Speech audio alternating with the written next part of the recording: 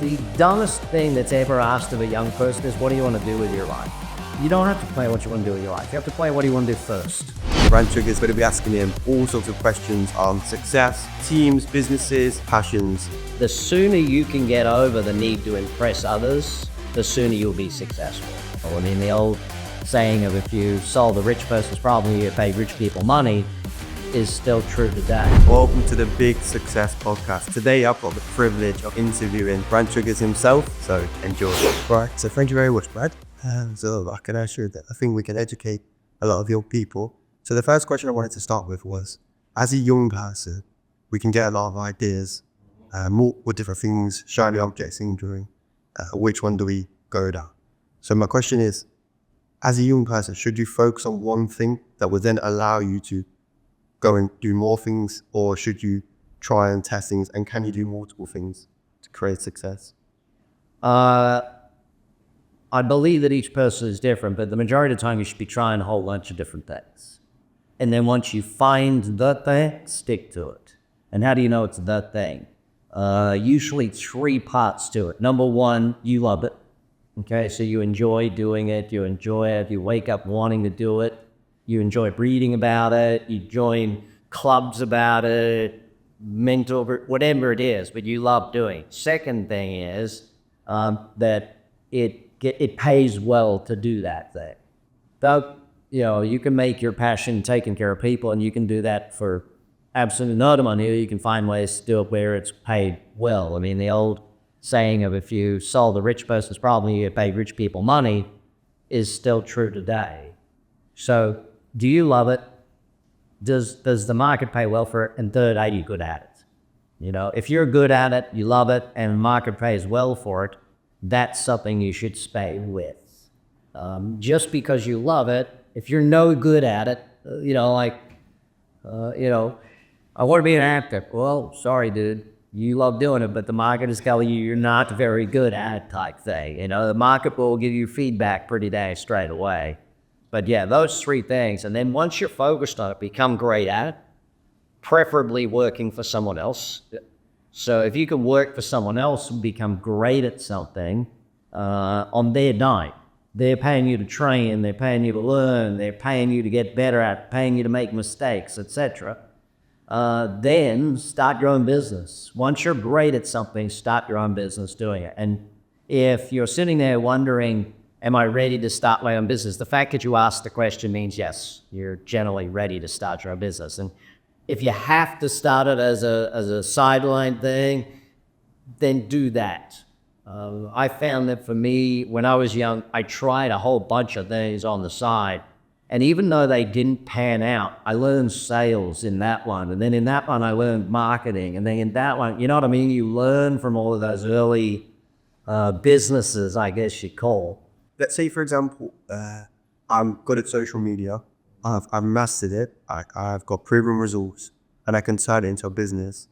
But let's say I also have a passion for podcasting. I want to do a podcast as well as. In this moment where I should maybe go all in on social media and build a business from it, can I have that little thing on the side, which is my passion, to go alongside it? Or is the moment where you should go all in, is that where it's got to be 100% focused? Well, what if, and then I want you to think about this, right? What you've learned is the skill of marketing. Now, if you go into a business doing that for people, all you're doing is selling time for money. What if you went into a business selling a product that you could have someone manufacture over here, someone ship it over here, you build a website selling that product, use your social media skills, your podcasting skills, use all of those skills for that product, then you can scale it to whatever size, wherever in the world, based on whatever the product is. Find a product that has a niche, or find a product that you can go and build and sell and make it massive. I was just out of the blue the other day. I love wine, and so I was trying to buy a port wine opener, which is like a big metal thing that sits, and you heat it up and it cracks the bottle. Well, in the United States, I'm looking around for one, and there's one company that's sitting there going, holy shoot, I should start a business just selling these things, import them from somewhere, or get a guy in Mexico to make them for me, and ship them up here by the thousands, and then I just have a warehouse that they go to and they auto ship it for me. So it's no business. All I do is build a website, build some social, hey presto, off we go type thing. One of my buddies just went out and built if you're going to use your skills, use it for something that is easy to make money from. He went and built himself into the second most, probably not the first, most influential person on tequila in the world. Now, it took him a year and a half, 2 years. Now, he's great at marketing and great at all those things. But all of a sudden now, he's got every tequila company in the world wanting to pay him to promote their product type thing. So don't just think that skill is the business. See, what if you went and bought a restaurant down the way and said, I found a restaurant that is not run well by management, it needs fixing up, I can get in there and run it better, hire a better chef, but the bones of it are great, the site is great, all of those sorts of things. And I just turned my marketing hat on and my filming and all the stuff I do, and hey presto, my restaurant is amazing because the way I film the food production is so different and grabs people and it gets them all in. I create 2 cocktails that are Insta cocktails, you know what I mean by that. The older generation watching that means a cocktail that looks really cool when you film it or when you photograph it, okay? So that's the sort of thing. I don't say take your skills and just be a consultant with it, because it's just trading time for money. Trading on a thing that you can scale to the nth degree and be that. Amazing. So as a young person, if you find yourself getting a little bit of money, you've had a few successful endeavors, should you invest that money or should you invest it into yourself and use that money to make more money? Because I know a lot of people... Knowledge is the first thing you have to invest in, and unfortunately, a lot of people start investing their money before they have any knowledge, and therefore they don't have any money. If you're going to invest in real estate, go study real estate for a year or 2 and learn it. If you're going to invest in businesses, go study businesses for a year or 2 and learn it, so that when you do put your entire savings into something, it's not gone. Return of investment is more important than return on investment. That's why the old thing of, if it seems too good to be true, it probably is. Well, in investing, that's almost always the case. And so, I would look at it. I would suggest 2 things for investing. Number 1, you got to have a written set of rules.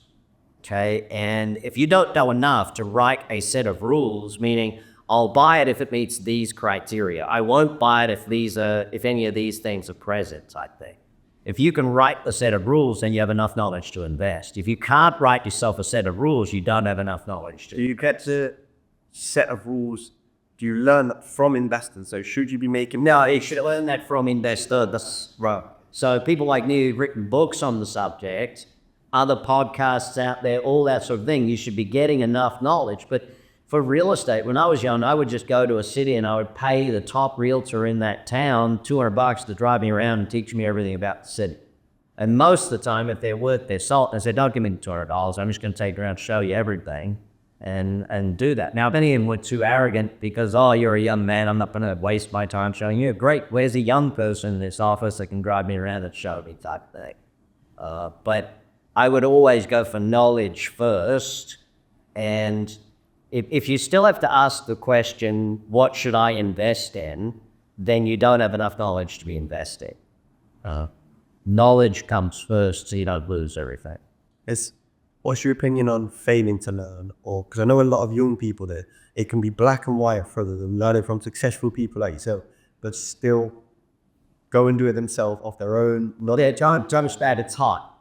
That's going to happen. Unfortunately, there's an emotion to learning, and that's why a lot of courses are better than books and stuff, because when you're in the course, you get the emotion behind it, and you can emotionally learn that next thing. When you work for someone else and you're investing in marketing, it's not your money, so there's no emotion attached to it. Once you start your own business, it's your money. There's a ton of emotion attached to that. When you go and cut a check for 500 quid to run advertising, you're like, I don't know, let's see. Whereas if you're working for me and I go, yeah, don't spend £1,000 on testing those ads, you're like, yes, God, and you spend £1,000 in a heartbeat because it's not your money. So that emotional level has to be attached to learning as well. And so that's where they always say knowledge is power. It's not really true. Wisdom is power. Wisdom comes from acting on the knowledge. So can you save yourself a ton of mistakes by learning from other people? Yes. So save as many mistakes as you can, but you're still going to make mistakes. Failing is, I like the word failing because it's not failure. You're only a failure if you stop. You've only failed if you stop. If you keep going, it's just a mistake. It's just a lesson. But the thing is, if you don't take the lesson from your stupidity, then you're double dumb, as they sort of call it. It's like, yeah, I just did the same dumb thing again. Excellent work. Congratulations. How about we don't do that next time? How would you rank the importance of skills to learn when you're young between marketing and sales? I know that they eventually probably do compound in hand, but if you had to pick, which one would you learn first? Oh, if I was to learn first, I'd learn sales. Because you can hunt for sales. In the beginning, you don't really need marketing because you can go out and just knock on doors, make phone calls. You can get in front of people, sort of thing. You can network, and if you can sell, you can make those early sales. So having the skill of sales, probably where I go first. Now, that being said, it takes less time to learn sales than it does marketing. You can learn one area of marketing fairly quickly. You can't learn marketing quickly. Like there's the whole branding side, there's digital, there's relationship marketing, there's direct marketing, there's so many things. Like just learning, I don't know, YouTube. I've spent the last 12 months and I've got to say over 100 branding consultants, coaches, teachers, studying YouTube, and I reckon I've learned about 10% of what I need to know. If I want to be amazing at YouTube, then that's going to take a lifetime of learning, sort of thing. But what marketing does, so where sales is a one-at-a-time process, marketing is a multiple-at-a-time process. So sales is like knock on a door, get one deal, go to the next one, whereas marketing is had 100 people knock on my door and do deals with X number of the 100. So if you want to get started in sales, but when you want to scale, it's marketing, and usually paid for marketing, because only paid for marketing really scales well. As a young person, there's a lot of shiny object syndrome with things like TikTok, Instagram. You can get caught up in seeing other teenagers in Dubai and the Lamborghinis. How do you set that aside? Let me be realistic. Teenager in Dubai in their dad or mom's label. Yeah, let's start. That's Rizzo go shit on bullshit, all right? They've rented it or But I see for a lot of people, they don't understand the whole aspect of it. They see it for how it is. What would you say to that person that's maybe questioning their own ability or thinking that they have to keep switching different lanes? Holy shit, you got a long time to worry about that sort of stuff, I think when you're really young, it's your parents' opinions that matter most. Somewhere in between 12 and 21, you start worrying about everyone else's opinion, your friends' opinions, other people's. And first and foremost, what size ego must you have to think that other people are thinking of you? They aren't thinking of you. They're worried about what you're thinking of them. So get rid of the thought that other people are thinking of you. And the sooner you can get over the need to impress others, the sooner you'll be successful. If you try to impress others, 99.9% of the time, it takes you away from success rather than towards success. Wanting to look a certain way, carry a certain handbag, do all of those sorts of things. Listen, I fell for all those traps, buddy. If you find photos of me from when I was young, I had all the rings, I had the watches, I still have all the watches, I had all the cars, I still had beautiful cars, I love beautiful cars, all the jets, all the whole thing, right? I fell for all of that hook, line, and sinker. And didn't make me any happier.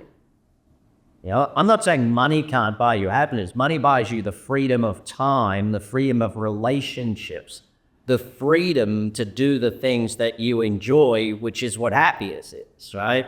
So you definitely want to build wealth and build success so that, and you wouldn't be on my podcast, Big Success, if you weren't looking for that. But if that becomes the reason for that is to buy another handbag or buy another pair of shoes to impress someone else, then that's just dumb. Now, that being said, my second eldest daughter, she's a little bit older than you, and she does collect handbags, but she invests in them. She looks at the way they go up in price, which ones are going up in price, which ones are increasing in value, and which ones go down. Another buddy of mine, he collects shoes because he knows which ones are going up or which ones are going down. That led him to invest in a shoe company, and now he's made, those sorts of things. But you're learning that skill as to where to invest. And I would ask her, okay, instead of investing in handbags, which handbag company should we be buying shares in? You know, and looking at from that side of it. So, but even turn it around and say, how can you, if you do want to have great things, how can you turn it into a business where you can have the great things? So I'll give you two examples. Yup guy in Australia many years ago loved rally cars, right? He came to me and said, Brad, I want to build all this wealth so I can be rally car driving every day. And I said, well, that seems dumb. I mean, well, what do you mean it seems dumb? I said, why don't you just build a business that does rally car driving every day, where people pay you a lot of money to sit in the rally car next to you and you drive them around the place. You're driving cars all day, every day. You have to keep buying more rally cars because you got more customers coming in, and you're building wealth and doing the thing you love every day of the week. And you look at it, well, yeah, so that's where you're there. He built an amazing car business doing that. Another friend of mine, he's famous author, business author, and he loves fishing. And he had a swimming pool business with fiberglass. I said, so you know fiberglass? I said, yeah. I said, okay. Tell me when you start your fishing boat business. He now has a large fishing boat business, and all he has to do, he's applied all of his marketing knowledge to his fishing boat business. His website, everything is his fishing boat business. All his social media videos, his fishing boat business. What does he get to do all day, every day? Fish, which is what he loves. You can do that. You can build it into something. But that's where you got to be great at something, though, to be able to build it into a business. And usually what that is either operations or marketing or finance and admin. You find that those three skill sets are what's needed for a business. You need someone in the company who's great at finance, admin. You need someone who's great at operations, the product, delivery of product. You need someone who's great at marketing and sales. So I found my thing, what I want to do. I want to turn it into a business. Mm-hmm. How do you then build a team? So for example, a lot of people, I think, when they're starting out, is they face a lot of like catch-22. So they employ their friends, they employ people they know. They don't employ, say, experts in different roles. But the reason I say catch-22 is because can't afford. You need money, you need a team to make money, and you need money to build a team. So where do you move the chess piece by, shall we say? Okay, let's go backwards a couple of steps on that, all right? So you got your idea, you want to do it. First of all, put together a business plan, right? Now, it's not about the actual document, even though it is about the document, because what you're looking to do is, can I raise capital for this business? And I'll be very blunt with you. If you cannot raise capital for the business, don't do the business. If no one's willing to invest in you building that business, now, if they say I'm not going to invest, say, well, what do I need to change so someone will invest? What else could I do so that someone will invest? So keep adding to your business plan, or changing or adapting or doing the business plan. Unfortunately, somewhere along the lines, we heard these terms of hustle and grind and thought, I got to hustle and grind to be successful. Well, hustle and grind's the new stupid, right? I hustle and grind. I did that. Today, I would never suggest to someone to go and do the hustle and grind thing. Yes, I want you to work hard, but you don't need to bootstrap this thing. You don't need to do it with no money. There is more capital available today from angel investors, venture capital funds, and banks. There's more capital available today than there ever has been for great ideas, for great people. So look at writing a plan to raise capital. And that means putting a pitch deck together. And people, I don't know how to do a pitch deck. Good. Well, study how to do a pitch deck. Go and look it up. Go and learn it. Study it. Read about it type thing. Make one. Show it to some people and have them tell you how bad it is on the first one and get better at it until you got one that raises capital sort of thing. Your database is the most important thing when you're young. All the people you've met, you get to meet, etc., etc. So put yourself in situations where you're meeting people who've got money to invest. Go to a conference or an event where when you sit there, those people are looking to do things. I remember one of my buddies, he had a business idea, all that sort of stuff. And he said, I don't know where I'm going to get capital. I said, dude, where are there people that have capital? He said, well, I don't know. I said, look, if there's any conferences coming to town called capital investing or investing for family offices or investing for seniors with lots of money, or go and look at it, right? He said, great, found something. I said, good, go and attend 10 of those. Sit next to people when you ask, oh, what are you here for? I'm looking to invest my money in this, this, and this. I'm looking to learn how to invest it. What are you here for? I'm looking to invest in, and then they ask you, what are you here for? I'm looking to chat with investors because I've got a business idea that I want to find some great people. If you know anyone or there's anyone here you think might be interested in sitting with me for lunch to do that, and guess what they're both going to say? Oh, I'll be happy to look at it for you.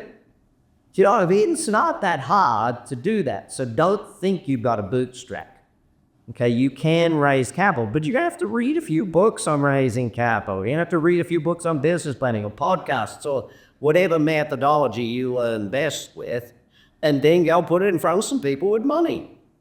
Now, coming back to your question about how do you find a team, well, the dumbest mistake is to recruit family members or best friends, unless there is a core skill set.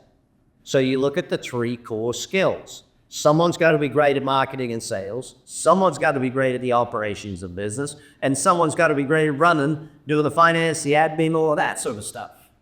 So you've got 2 best buddies, and one of them's amazing at marketing, and you're really good at the product, and another one of your friends is an accountant who's run offices for different people, then great, the 3 of you can come together and build a business. Otherwise, pay those people. Don't give up equity to someone who doesn't be there from the beginning and put in the work with you. What advice would you give to a teenager that's hungry, passionate, if they haven't found their thing yet? What would you say to that person? Keep getting out there. Get a job. But work in small businesses rather than big businesses. I think a lot of us, when we're young, want to work in big name companies and say, I work for whatever, right? If you work for a small business, your chances of advancement are much faster, much greater. And you've seen that, you working with Max and James, that the room for you to grow is so massive because you're in a small team. And, you know, they're not hiring another assistant social media person or say, okay, we need a manager of social media next. Do you know what I mean? It's like you get promoted to manager pretty damn quick when you're in a small business and you get to do that. But try a lot of different things. I was lucky in college. I just had all different jobs during college, and I started to work out what I didn't like and what I did like. You don't have to.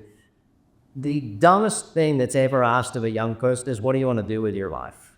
You know what I want to do with my life? Oh, I eat, drink, have fun, play golf, hang with my friends, and have a good old time. No, it's serious. What do you want to do with your life?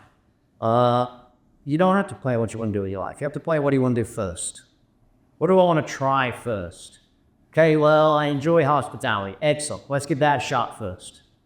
You know what I mean? Like, don't think you have to work out your whole life. Dang. What are you now? You're not even about 20, so you're going to live to 140, right?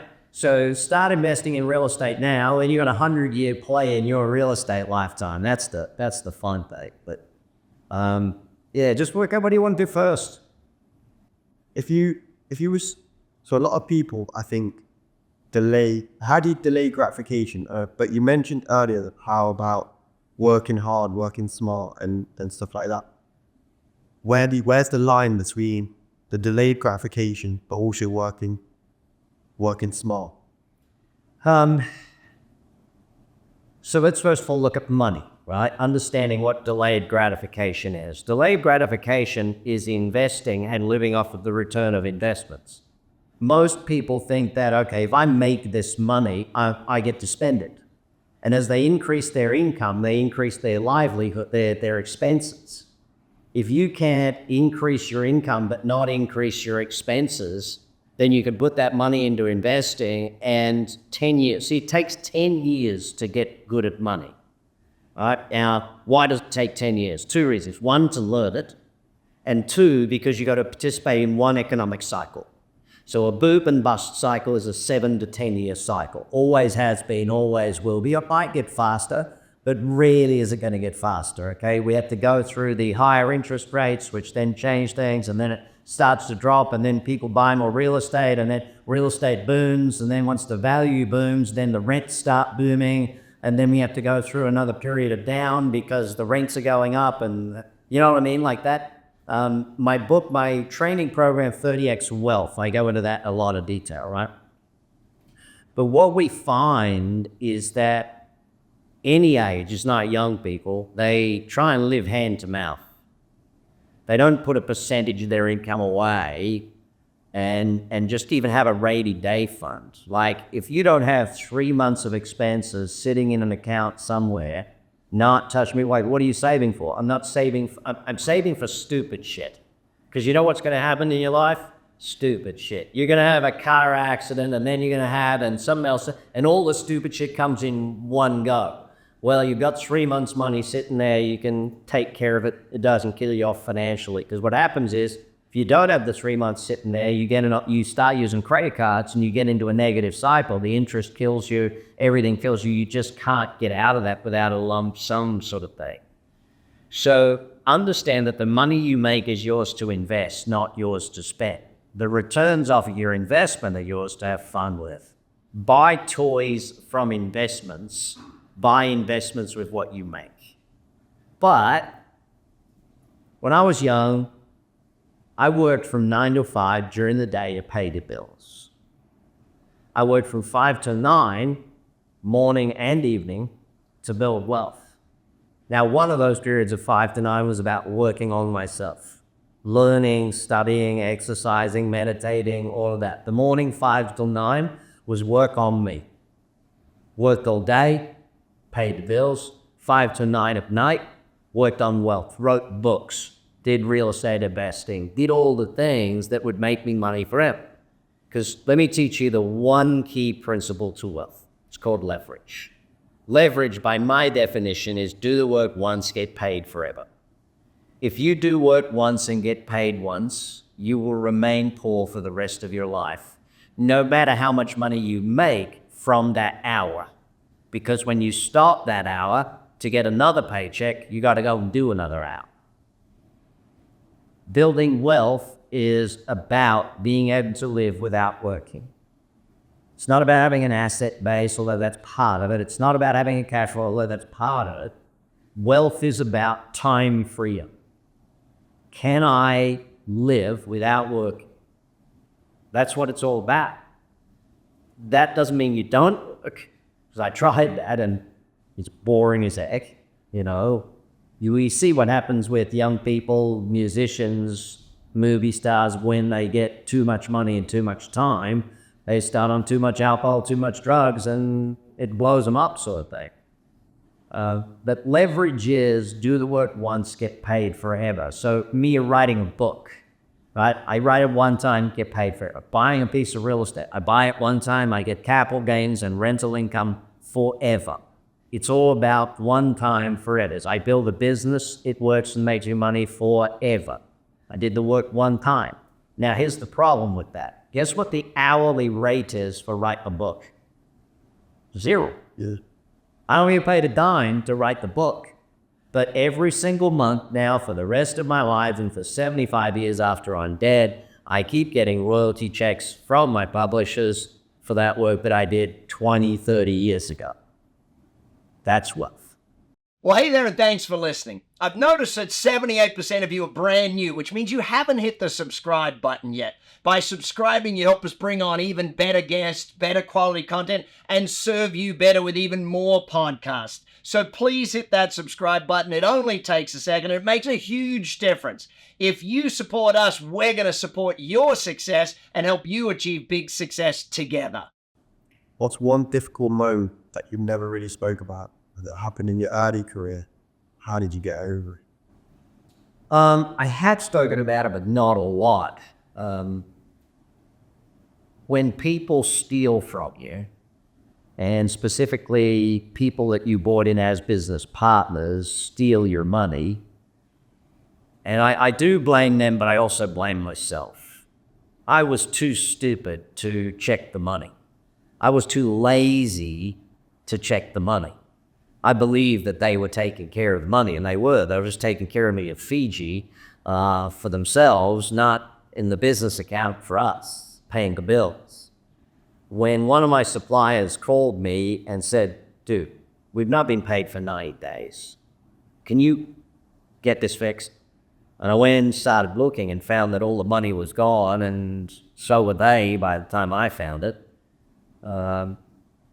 I had to take ownership and accountability. I had to move back in with my parents. Couldn't afford to live anywhere else, couldn't afford. And I remember my dad sitting there and saying to me, when he came into my room, I was back in my childhood bedroom, dude. It was embarrassing as hell. But it wasn't really embarrassing because my dad said to me, he said, what's going on? I told him the story and he said, well, you've made $1 million already in your life, right? So yeah, so do it again. And when he said it that way, it was just like, oh yeah. How old were you this time? 20 or 21. I felt like a complete fraud because I'd been out there teaching business and teaching people about success as a young man, and all of a sudden I'm deep in debt. And I got creditors calling me. Well, I did. He said, my dad made me make a list of what needs to be done. I made a list. He said, good, start number 1, get going. So I called all the people we owed money to. I said, listen, this is what happened. You can try and bankrupt me, or you can let me pay off. And if you let me go, I will pay it to you. I'm not sure how or when, but I will get you the money. And I paid back every single one of them.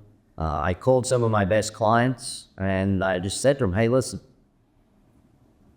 you guys have got a good business right now. How about you prepay me for the next year's worth of work? And I get it to you at a slight discount. And they said, what's going on? I told them what happened, and they said, we'll pay you. We don't need the discount, but we're going to pay you. So I got myself out of it. 6 months later, I was out of that and back on again, stronger than ever. But now I have financial controls in place. So, yeah. When I'm an accountant by training, I was like, dang, how did you go to college and learn that and then mess that side of it up? What's the key fundamentals that young people should live by, or do they find it hard themselves? But what advice would you give to them? I think you find out who you are yourself. That's the journey. You don't find yourself, you define yourself. Like you define, who do I want to be?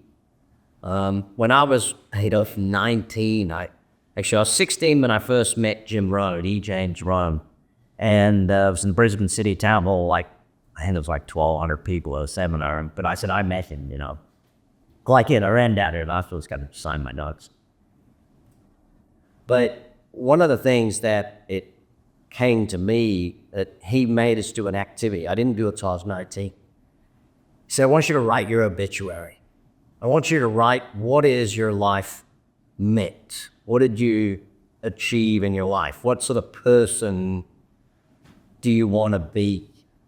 And so I teach the formula of be times do equals have. Who you are times what you do determines what you have. So once you know what you want to have, you can work backwards and go, what do I need to do? And then you work backwards and work, who do I need to become? What are my beliefs and behaviors? All the B words type thing. So I sat down and just decided who I wanted to be. And it was interesting that, at 16 when I met Mr. Rohn, I said I want to retire at 25. And people would tell me how that's not possible. One person in particular would tell me, it can't happen, won't happen, it can't happen for you. And I do remember every time I bought a new car, I'd go to his house and hop the horn and wave and just remind him that it could happen. But technically he was correct. Harvey, what he didn't know though, was that I was willing to grow. The 16-year-old version of me could not achieve that goal. If I could have achieved the goal, I wouldn't have to have set it as a goal because I would have done it. Yeah. When you set a goal, you're setting a goal to make you grow, to learn. You have to grow into your achievements. You can't achieve it as the person you are. But if you're willing to learn, read, grow, study, become that person, then you can have whatever it is you want in your life. Yeah.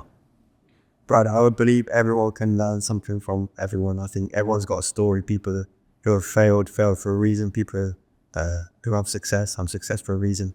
If you could ask me any question, what would you like to ask?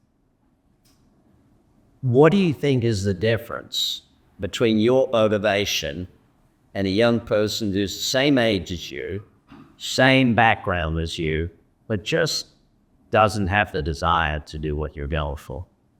I think the reason why I'm so motivated is because when I was younger, this is one thing that sticks out to me, is we didn't grow up with any sort of wealth or much money, but my dad would always take me down the road to the nice hotel, to where the nice cars are parked. And he'd always say to me, son, if you work hard, this is what you can have. So over my life, I started to see my dad work hard. He was build up. He'd take me to Spain in a 3-star hotel, which again is still privileged to some people. Oh yeah. But he would take me down the road to the 5-star hotel and say, if you work hard, this is what you're gonna have. And then from that point, I always thought that gave me a bit of hunger to achieve, to be able to stay here one day. And I still, to this day, wherever I am, I'll find a nice hotel and I'll sit in the lobby and I'll have a drink. Love it. Great stuff. There you go. Thank you so much, Brad. Really appreciate it. You've been listening to the Big Success Podcast with the #1 business coach in the world, Brad Sugars.